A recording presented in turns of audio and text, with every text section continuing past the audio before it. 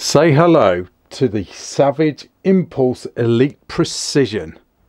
Hi guys, this is RACKNLOAD and this is in 6.5 Creedmoor.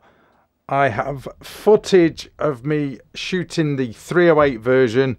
This one is in fact the only 6.5 Creedmoor one here in the UK at present as I film this December 2023.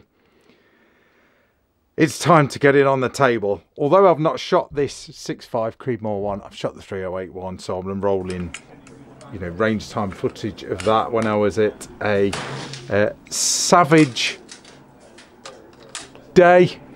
Savage Day, that sounds wrong, doesn't it? It sounds like I was having a real bad Savage Day. No, Savage Day with Viking Arms here in the UK, where I was basically shooting loads of, well, the full range of the Savage rifles.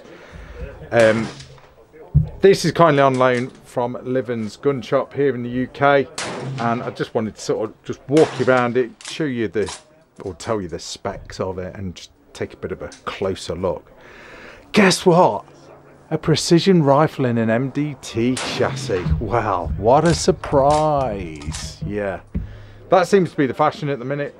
Nothing wrong with it at all, but rifles do look a little bit samey, don't they, these days? I think, anyway.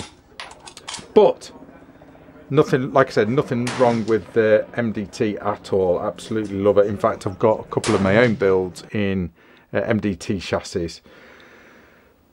The good thing about the Impulse, or the very unusual thing about the Impulse, is it's not bolt action. It is straight pull, and it's totally ambidextrous. I will roll in a bit, I will roll in footage of how you swap this round from right-handed to left-handed. I'm not going to do it myself. You know what I'm like at doing stuff like that on video. It just doesn't happen. One of the guys from Savage actually did it for me in a range time video, so I'll roll in that footage shortly when we talk more about that. So, how it works is not like a bolt action where you've got to lift it and pull it back. With the this straight pull, it works on a bit of a cam system. So basically you have to pull it back. So, oh, I've just fired it. It is clear. Well, thank God it is clear, right? No, I did check it before I started the video. So basically you just pull it back like that and forward. That's it. Let me just dry fire it. So back, forward. That is it. It's that fast. For you guys that do PRS, that sort of real sort of competition style of shooting, then I think that is going to be really cool for you guys. It will shave off seconds without doubt. So really ingenious. In fact, this is America's first straight pull rifle, when I can talk. Their first, that's what they're claiming. That's what Savage are claiming. It is America's first straight pull rifle. Okay, I know in America you don't need straight pull rifles like we do here in the UK, where we're not allowed semi-automatic centerfire rifles. But for this sort of style of rifle, bolt action style of rifle, then this is going to make things faster for the competition circuit. Okay, really cool. Right, let's take a bit more of a closer look at it. I'll just reel off some of the specs that I've got, but I'll put it all sort of in the bottom of the video. So it's got the Savage Aki trigger in there. Apparently it breaks between 1.5 and 4 pounds apparently, so we'll measure it anyway in a bit. MDT one-piece aluminium chassis with fully adjustable length of pull and comb. I'll show you that in a sec. Arc Swiss fore end with M-lock slots all along there. Precision button rifled stainless steel modified Palmer contour barrel, to be precise. It is on the 6.5 Creedmoor, it is a 26-inch barrel. Okay. You get a 10 round MDT AICS style or compatible magazine. MDT vertical grip, like I said, fully adjustable stock. It is in a matte, the receiver is in a matte black finish. It's got an integral 20 MOA rail built in. So there's MOA already built into that pick rail. And it is a ambidextrous rifle. And by the way, that bolt handle can be in any position you want. You can adjust it however you want. It's really cool. Right, let's have a closer look anyway. So, taking it from the stock end. Nice soft rubber recoil pad. Fully adjustable, tool-free MDT stock there. Love that. Love this skeletonization of it, just to shave off weight. And I guess you kind of need to with a rifle like this if you're sort of moving from position to position. But it is a heavy rifle, there's no doubt about that. And this is without a scope. Non-folding stock on this one. MDT vertical grip. I've got a couple of rifles with them on. I do like them, I must admit. Savage AccuTrigger there. Nothing wrong with the AccuTrigger, but I've said it before and I'll say it again. I'm not a lover of those sort of safeties that are inside the trigger. I just think it's like having the brake pedal on top of the gas pedal. I know it doesn't work like that, but I don't know. I'd rather have a manual safety. This has a manual safety anyway. But I suppose that just adds to another bit of safety, so there's nothing wrong with it. It's just, I don't know. I'm not so keen on those safety blade in triggers, or triggering blade, or whatever you want to call it. Safety blade, I don't know, whatever it is. I don't know. It's just, I just don't like it. I always call them Glock style trigger safeties, but if it adds to a bit of safety, there's nothing wrong with it. So moving along to, we'll talk about the main bit in a minute. Moving along, obviously, the solid milled aluminium chassis.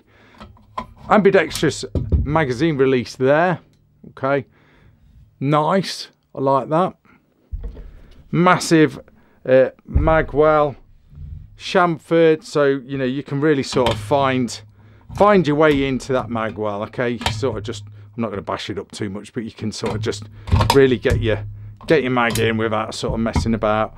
Barricade stop on the front there, and then you've got all this M-lock and Arca Swiss, so you can throw on weights, you can throw on all sorts of stuff to enhance your rifle, and obviously you can run it off a tripod if you wanted to, or have different sort of Arca attachments on there. And then that long barrel with that very effective muzzle brake on the end there. Love the styling of this rifle. Love the colour of it. Really, really cool. And I'm glad, and it's one of the things I'm not so keen on with the Savage rifles, is when they do that sort of bronzy coloured bolt. They've not done it on this, and I kind of like that, if I'm perfectly honest. Right, so the bolt. Let's have a look at the bolt. So I think we've got to dry fire it, and so let's take the bolt out and show you guys the bolt itself. Now this is basically it. It runs on ball bearings. Okay. At first, when I first fired it with a lot of straight pulls, especially bolt style straight pulls, like this for example, and the Beretta BRX1, I was always a little bit sort of, if something goes wrong there, that bolt is coming straight back into my face. So I was always a little bit dubious. Obviously I wasn't with this, you know, well, with the 308 version, it was a test rifle that was being run sort of all day long. Oh yeah, it did get hot, that thing did as well. But no, very clever how they've done the bolt. Interesting with all these ball bearings, and that's how it sort of locks up. I'm not going to explain how you swap this round, because the guy at the range did a perfect job of that. I will roll in that footage now. To take the bolt out, we just have to press that button here. Yeah. Takes the bolt clear out. First thing is we decock the system, so we press that lever here, goes forward. Then we press the button and slide the cap off. Takes the bolt handle out. This is why I use a little tool. It's just a little bit more convenient. You can actually do toolless or use an empty case or whatever you have on hand. Slight pressure on the back makes it easier. Just takes the same part, put it in the other side. There you have a good start. Make sure you're screwed in all the way. Then you can put the bolt handle in. Again, you can use different angles. Oh, right, okay. I recommend you use slightly forward because that aids the natural movement that you have to cycle the gun. Yeah. And the last step is you slide that little cap back on again. It only goes in one way. That's it. Then you recock it and you straightly insert it into the gun.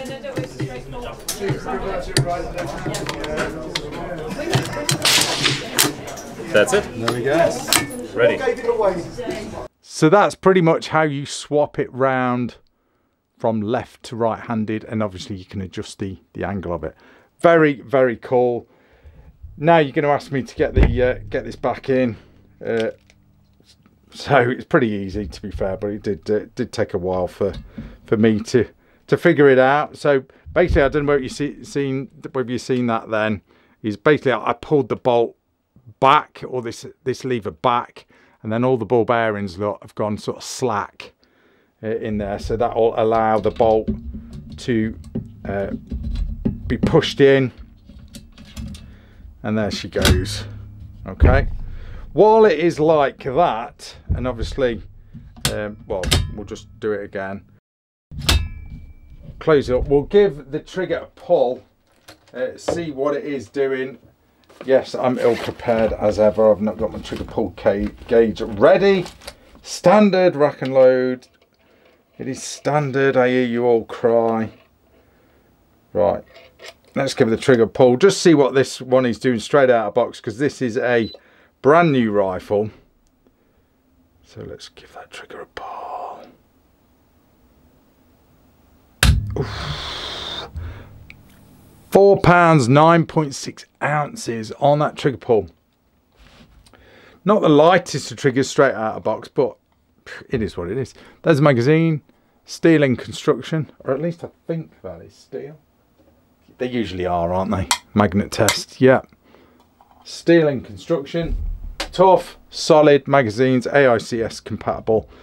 Can't go wrong with those sorts of magazines. Let's take a look at the manual. Savage Arms Impulse. Okay. It's not a bad manual. All your sort of usual do's and don'ts. How to operate the bolt and how to sort of install it into the rifle. Pretty in-depth about the adjustment of the bolt, as you've seen in the inlay footage that I've just rolled in. But it explains it pretty well and pretty clear here in the manual.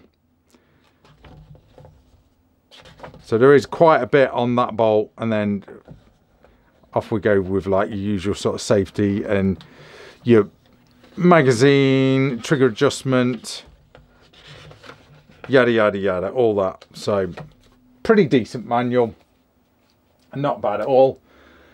But a very, very cool rifle. Something totally different. Totally different. If you don't want a bolt action, or you're a competition shooter and you want something that could potentially be faster than a bolt action, then the Savage Impulse Elite, I think, will float your boat. Not the cheapest. I'm not going to roll. I'm not going to say a price. Well, it's around the three grand here in the UK. I don't like to give prices because it can go out of date within sort of a few weeks or whatever, but that's the price. Fully Cerakoted as well. It's just a nice looking rifle. It's a very different rifle with it being straight pull. It's something totally different for the competition scene, and I think it would potentially save you seconds, maybe. I don't know, I don't do competition anymore. I might get back into it, but I don't do it anymore. That might sort of save you seconds with just that rapid sort of, you know, straight pull. Let's try and do that on.